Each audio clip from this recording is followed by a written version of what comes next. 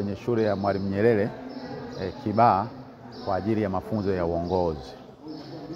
Pale Chuo Kikuu Muhimbili kama taasisi ya serikali tuna uongozi.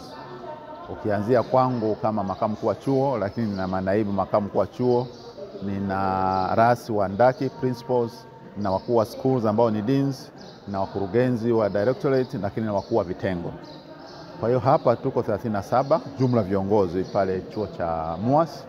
Kwa hiyo tumekuja kwa ajili ya mafunzo ya uongozi.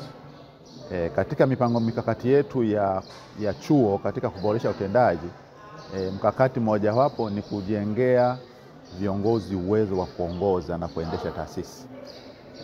Sasa ukiangalia taasisi zilizoko hapa nchini na vituo ambavyo vina uwezo wa kupata wawezeshaji wazuri na mazingira mazuri ya kujifunzia kwa viongozi wa taasisi kama za kwetu, hii ni taasisi moja wapo. Katika vitu ambavyo tunataka kukosea ukija kwa shule yetu, lazima tuwafundishe uzalendo.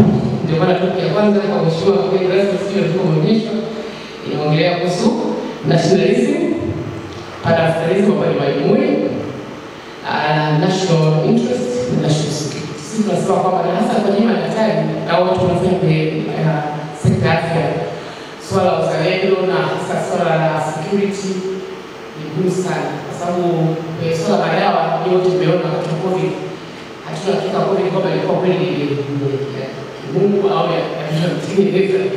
Sasa ndio national security kama issue, na tunafikiri nyinyi kama daktari hii nafikiri topic nzuri tunafundisha tutapata. Lakini ni sema kwanza uzalendo, kwamba kazi hii ya kweli ni utume, na utume unaenda zaidi kwa hiyo daktari anaenda zaidi ya utume. Kwa nchi yako uongozi, na labda niseme vitu kama vinne. Nisema cha kwanza, uongozi unahitaji sana kujishusha. Kujishusha unatoa nafasi ya watu kukuamini na wanaweza kuongea vitu vingi. Lakini pia nilisema kwamba ni muhimu kiongozi pia kujaribu kuvaa viatu vya wengine ili uweze kwa sababu ukiwa kiongozi unaweza kufanya maamuzi ambayo wewe hayakugusi. Kwa hiyo ukiweza kuvaa viatu vya wengine unaweza kuamua vizuri zaidi. Lakini nasema pia viongozi ni lazima kuona zaidi ya nafasi yako, kuona zaidi ya cheo chako, kuona zaidi ya muda wako, kuona mbali. Ni kitu ambacho pia nimezungumza. Lakini uongozi mzuri pia ni kutengeneza mifumo. Sasa viongozi tunapita, lakini ukitengeneza mifumo ambayo inaweza kutengeneza matokeo yale yale, inakuwa ni jambo